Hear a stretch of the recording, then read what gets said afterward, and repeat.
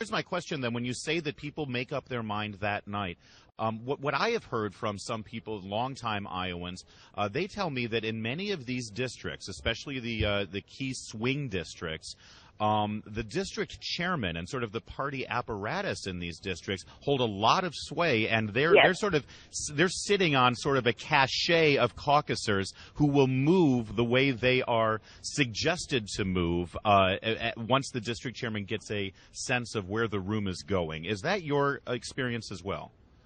Absolutely. And that's why folks can't predict these things, because, it is very local, and these, they have that bit of, the party still matters in Iowa. In some states, maybe not as much, but in Iowa, it really does. I mean, and if this is like, hey, buddy, I need your help here with this candidate. He's going to do this for agriculture. He's going to do that for business. Yeah. I need you. I need your vote. Well, you know what?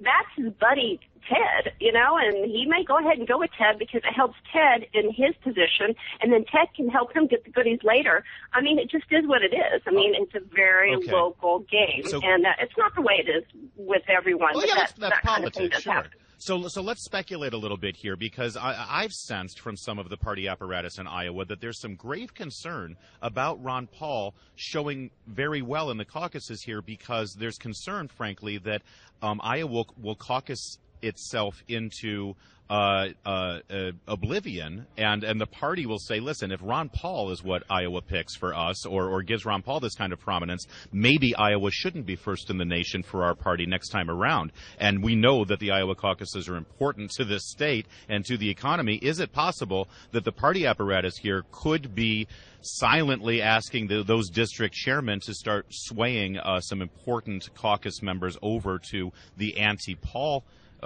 side, which may end up being Santorum being the beneficiary of that? Is that, and again, we're just speculating, but do you see a scenario like that happening? No, I'm not speculating. I've talked to the party officials. I know they were concerned about it because, that takes away their significance. In Iowa, they want to keep number one in the nation. And then if you, nominate someone who doesn't have a snowball's chance, that's not good for them. And they know that. So now they're like, all right, you know what, let's cut the and let's get to the real issue here. Our relevance is important. The country's relevance is important. Ron Paul doesn't do us any good in Iowa, doesn't do the country any good. We'll never get there. So let's figure out what we need to do. So, yeah, those conversations I know for a fact are going on. So, yeah, you are very right and astute to realize that. Where do you think, from a practical point of view, where do you think Republican establishment types would direct those votes to go? Would it be to a Rick Santorum, or would it be more to an establishment figure like a Mitt Romney?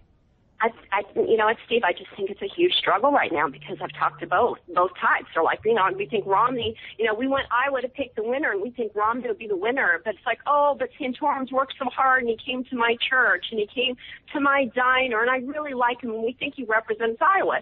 So there's a real split there. So they are concerned about the Ron Paul thing, because if they split that, Ron Paul could be number one, and they really, really don't want Ron Paul to win.